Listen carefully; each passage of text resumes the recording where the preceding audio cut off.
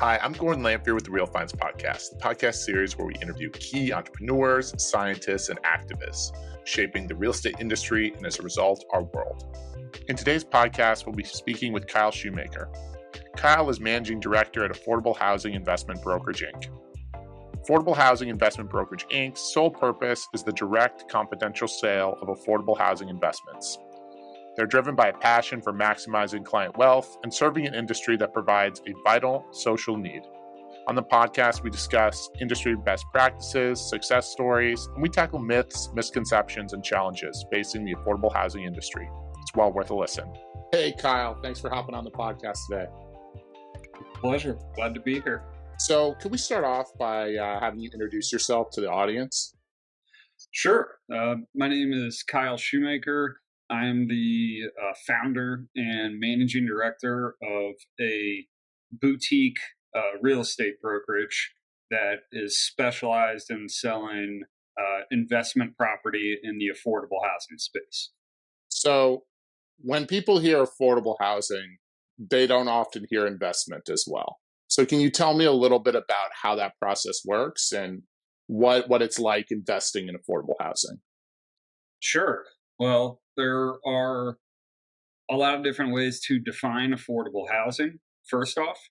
And so in the way that my firm defines affordable housing, sometimes people say capital A affordable housing to really mean deed restricted multifamily or senior housing properties, okay, where there's going to be some type of restriction around either the rent that can be charged and or the income level of the tenants. There are various programs to accomplish this. We focus in really the two biggest ones that are out there are the low income housing tax credit or LIHTC, or what people refer to as a project based Section 8 contract or a housing assistance payments contract that will be Section 8 subsidy tied to a building specifically. And so that's what we deal in. And so the investment side of it, though, is that those programs do not lead to government owned housing.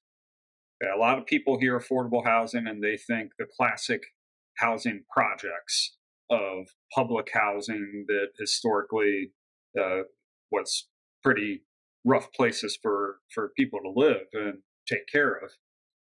But what these other programs are really public-private partnerships where the government provides some type of help to a real estate investor or developer to build or renovate a property.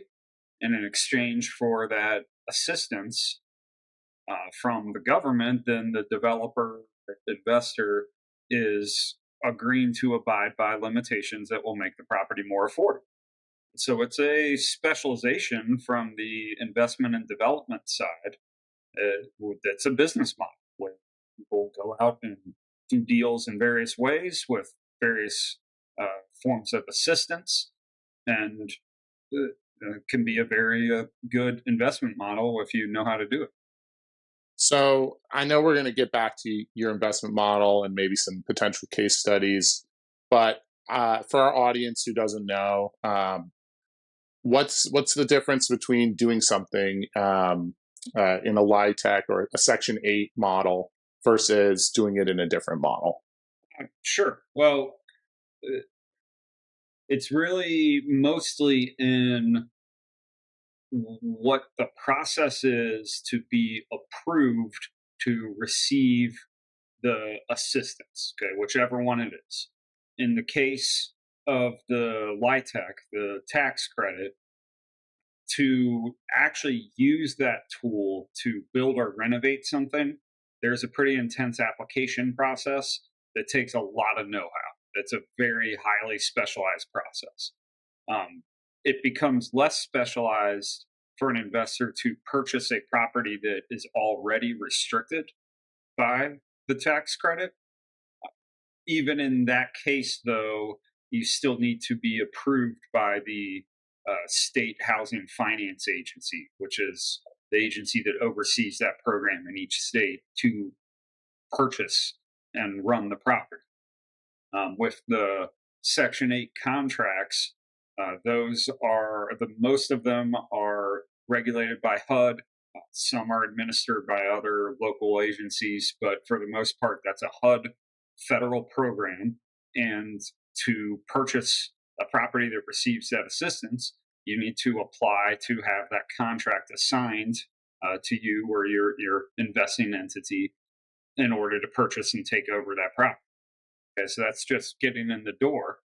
And then you have to know how to manage your property within the limitations of the programs, which in both cases means qualifying the income of the tenants to make sure that they are at a level that qualifies to receive the assistance, and being able to deal with various forms of physical and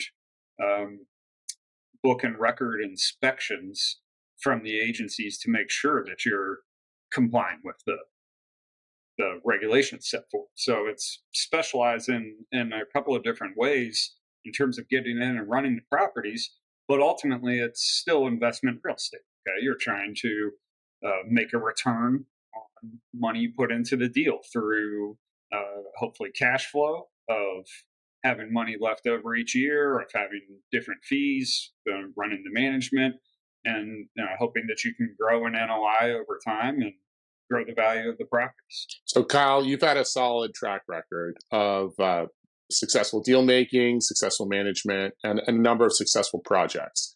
Can you go over just maybe one or two projects that have been particularly successful and kind of how that process works? Sure. And just to be completely clear, my only role is a broker. I don't own or operate properties myself.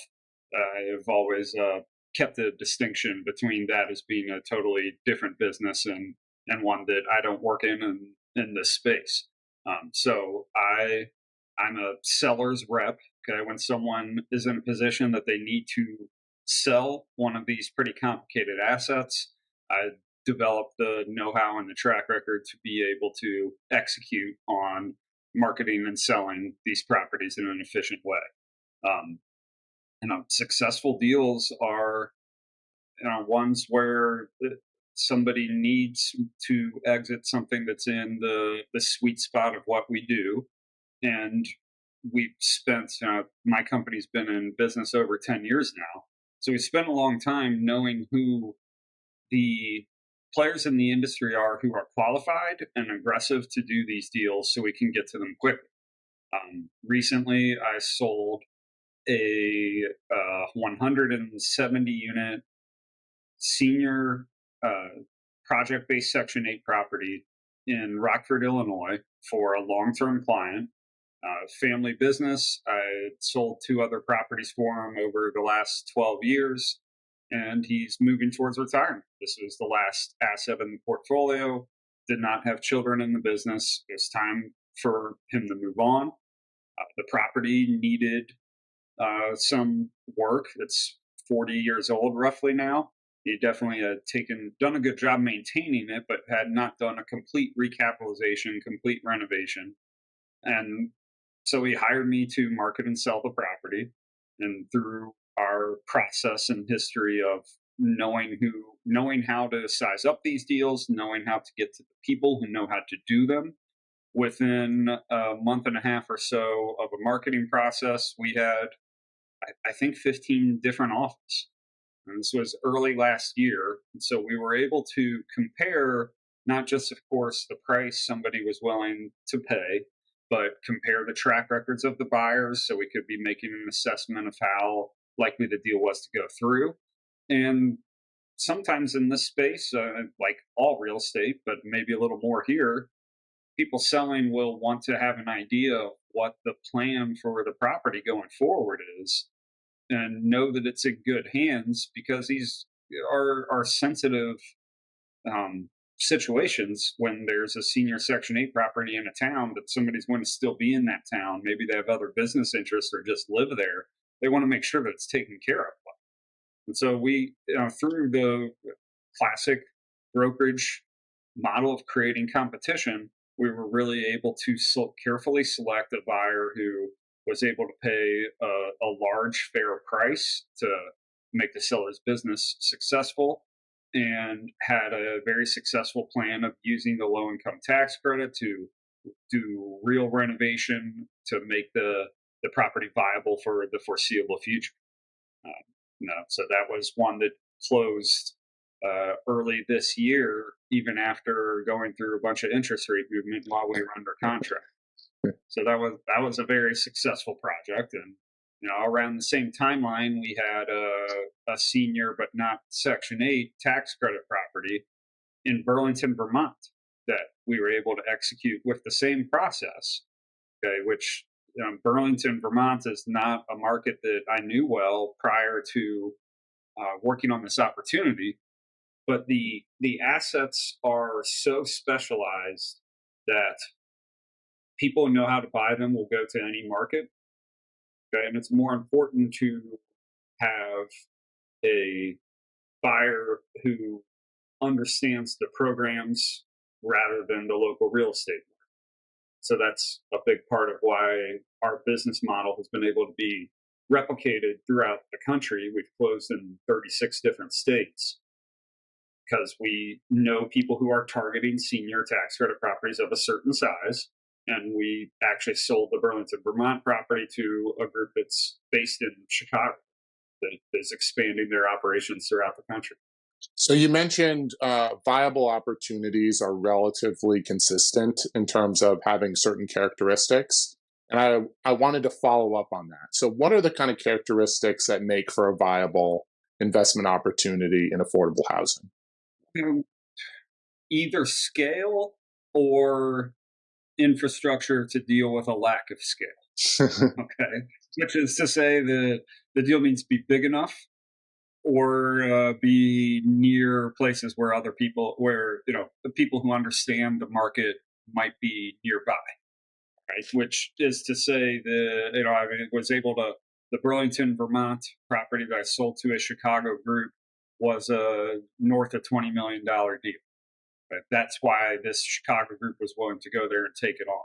If it had been a smaller opportunity, the deal wouldn't have worked the same. That being said, we work on just about anything that is restricted. Okay, even when it's small, we do a handful of deals that'll be up north of 20 million in value.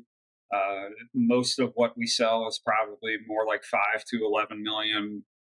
Private client, family investment company type properties, but we sell properties that are $1 million in value or less when they have the restrictions that we focus on. And so those can be more difficult if they're remote. If we sell 30 units in Chicago or in Atlanta, there's still plenty of willing participants to make a market.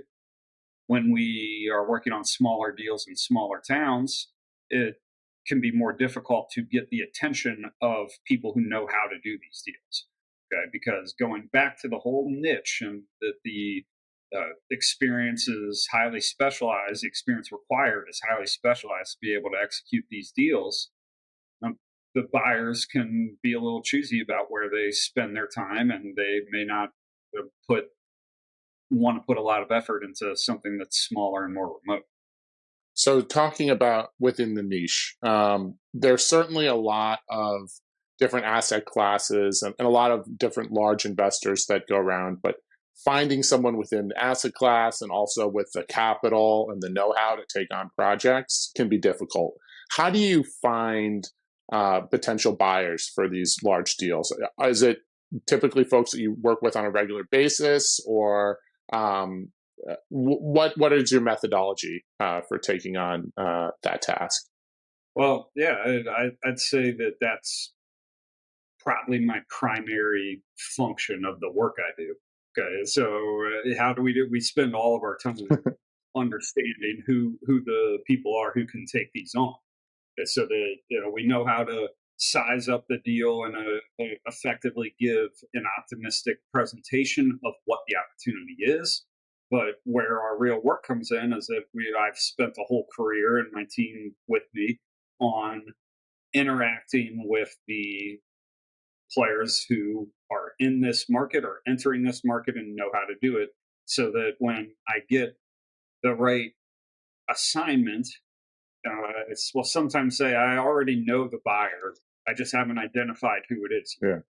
Okay. Really, the basic model of starting this years ago is that it's public record who owns and operates these restricted properties. And I went into a market and looked up every owner and operator and started working on trying to develop a relationship to see where I could help them.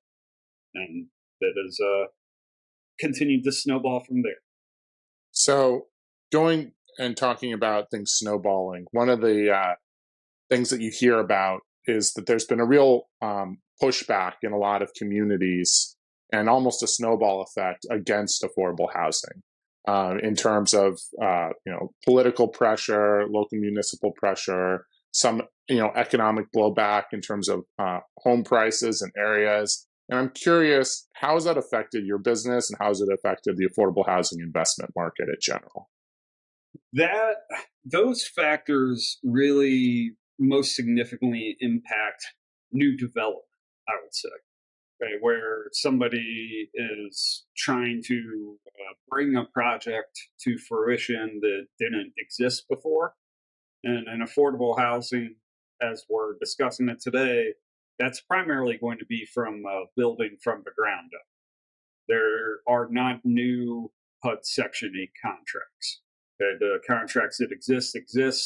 There's been some potential recently in budgets that they may be able to add more, but for all intents and purposes, there are not new Section 8 contracts. And so you're probably mostly looking at a situation of building something with the tax credit where you're going to deal with that neighborhood political pressure of the NIMBYism, of the not my backyard attitude, that is something affordable housing developers constantly have to deal with. Now, directly my business, I wouldn't say it's totally impacted by that, because I'm really dealing with existing projects that aren't, that you're not completely changing the use, where you're going to have to go and get approval from a town council and have a lot of people fighting against it. Now, how I like to present this issue, though, particularly when I'm talking to broader real estate audiences of multifamily investors in particular, but people who are in investment real estate of any kind, really, is that I think it's important, not just from a societal perspective, but to protect the real estate business. Supporting affordable housing, I think, is essential. It has become more and more apparent and more a conversation in media and wider real estate circles that the imbalance of supply and demand for affordable housing is truly at crisis levels. It's going to be essential for governments to react and try to help that imbalance and crisis. The best programs we have for it are programs like the low-income housing tax credit to build new housing to try and address this issue. What I think is critical is to understand that tax credit housing frequently doesn't look any different than other apartments. It can add to a community. It's not like building a classic housing project that many people might envision. That's important to understand. And I think it's important to grow these programs to help prevent reactive rulemaking from governing bodies.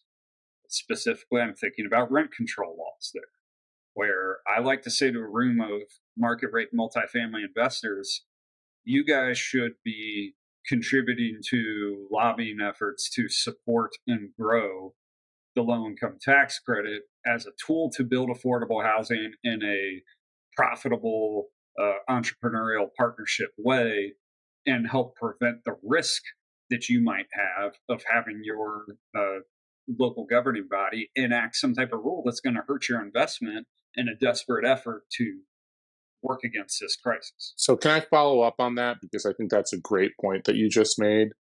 What's the connection between rent control and affordable housing? Because I think sometimes there are people that are in our space that kind of see them as working in tandem or working kind of in conflict. And I'm curious if you could expand on that point. The way they interact is that rent control is a form of attempting to create affordable housing.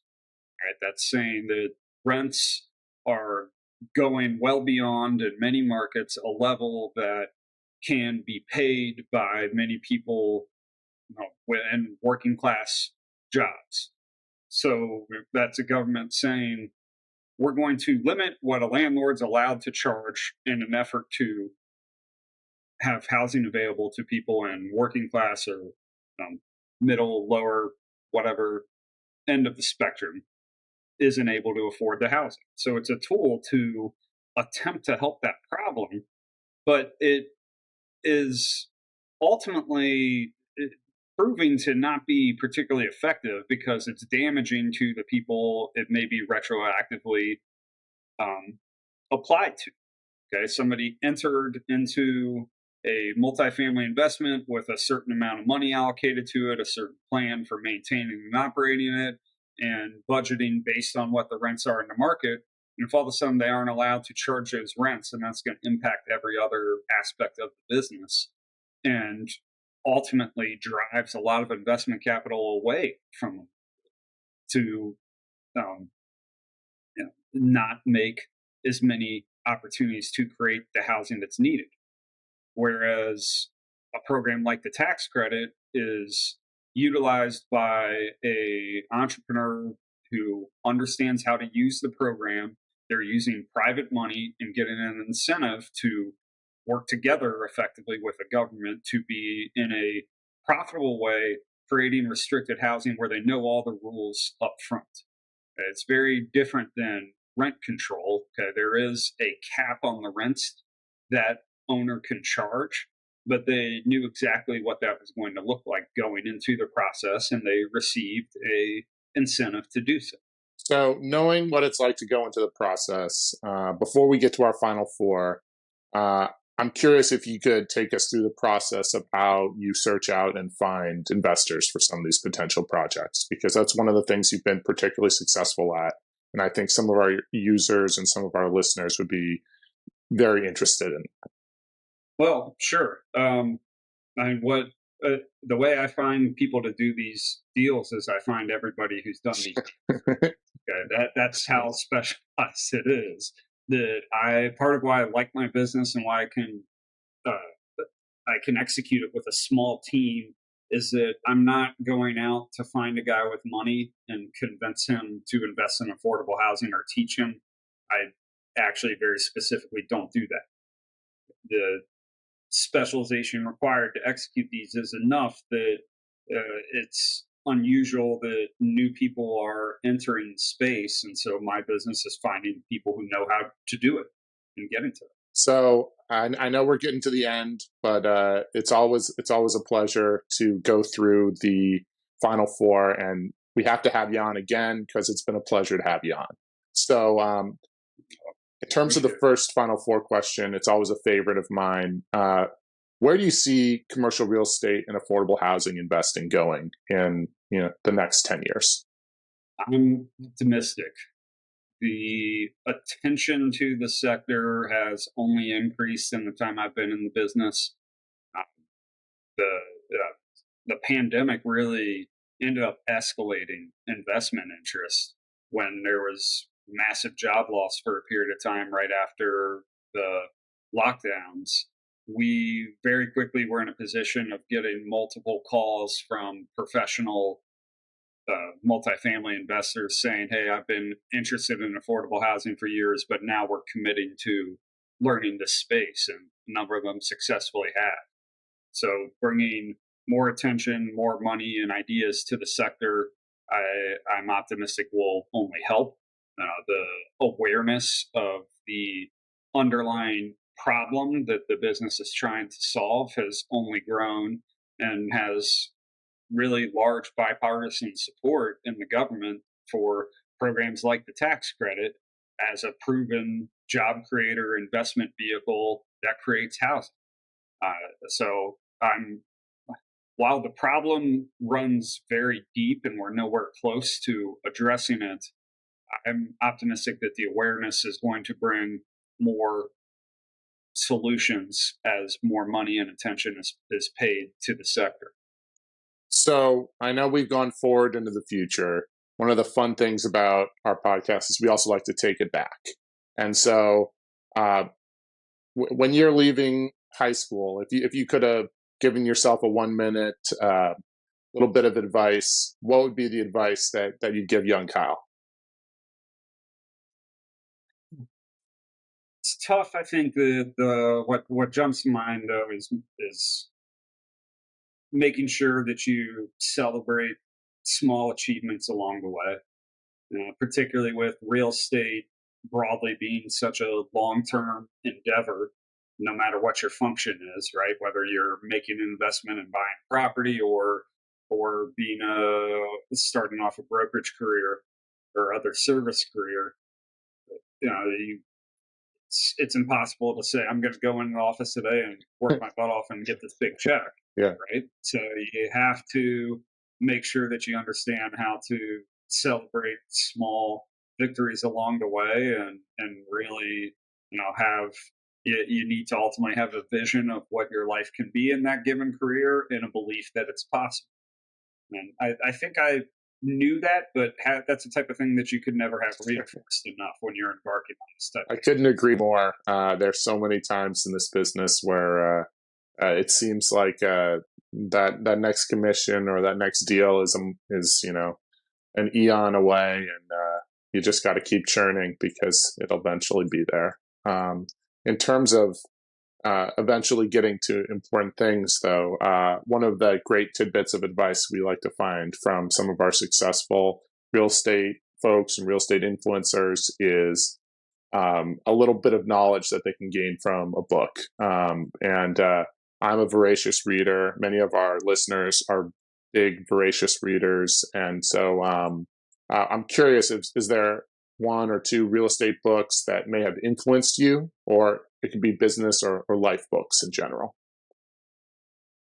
It's hard to drill down because I read all the time as well. I think the advice I like to give though is to not limit your reading to business or self-help, though I think those are very important topics, and I've read a lot about developments in psychology. I think is a fascinating topic that's important to life, but I think that having a variety of topics and styles to read can really help round you as a person, which ultimately will help you in your business deals.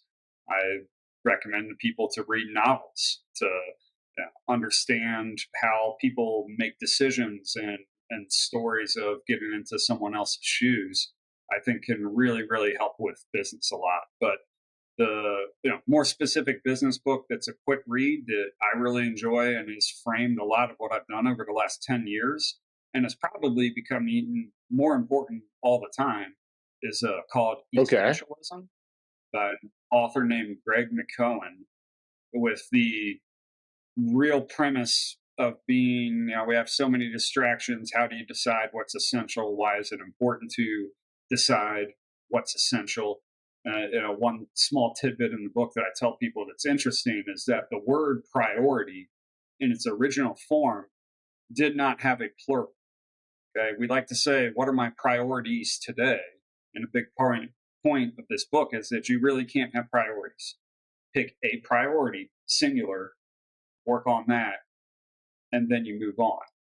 So I think it's a great, simple way to frame your thinking about how you approach your life. Look, I think that's a wonderful point. There are so many of us in real estate that are going all different ways, and sometimes we're not focused on what really matters. So that sounds like a great read, and I certainly need to pick it up. The the last question is probably the most important question of the whole podcast. And it's the reason why we started this podcast, was to come and identify individuals that are influencing real estate, and then bring them on and get a little tidbit of advice. And I don't think there's any better person than someone who's in the arena to tell us someone who might be influencing their space. So Kyle, who should we have on the podcast next? No, I don't know if I have a good specific answer on who to have in the podcast, but I'd say more of the profile. You've gotten a little bit of a flavor for how the world of affordable housing works from the perspective of a broker and marketer.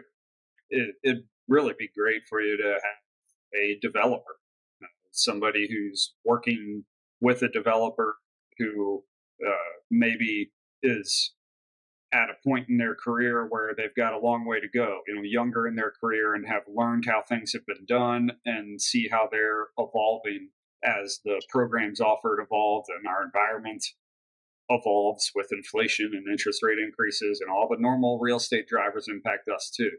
But there's a lot of innovative work that has been done to create housing in a profitable way that's contributing to a community. And I'm not prepared to give you specific names today, but I promise I could come up with a few. Well, what we're going to do is we're going to make sure that Kyle, that we get something from you in the end. It has to be from email and or some other method, but we're gonna follow up on that question. Well, I one group I have in mind is in Chicago, Evergreen Real Estate, and I could tell you, they have a couple of different developers, but I think they have been very innovative in a number of ways. But they were the developer who actually partnered with, I believe, the Chicago Housing Authority to do a couple of projects where housing was built into very interesting buildings in the last year or two, which I think is an absolutely fascinating concept, and I believe has been very successful so far. And so the guys there, and I'm not sure who the exact person would be who'd be best to talk about those projects in particular, but that's something would probably. Kyle, that's wonderful advice, and we'll have to reach out to Evergreen. So the last question, and this is the second most important question of the podcast, is how does someone reach out to you? Via email, via phone? What's the best point of contact? My contact my contact information is pretty open and public on my company website. People can find me pretty quickly, and I always take the time to respond to a thoughtful inquiry, no matter how it comes in. Kyle, thank you so much for hopping on the podcast today, and we have to have you on in the future. My pleasure. Thanks again to Kyle. We appreciate his insights. And if you enjoyed the podcast, please give us a like, 5-star rating, or review. Your comments, interactions, and subscriptions truly matter and help us continue to provide quality guests. You can follow us on YouTube, Spotify, or wherever you get your podcasts. I'm Gordon Lamphere with the Real Finds Podcast. Thank you for listening.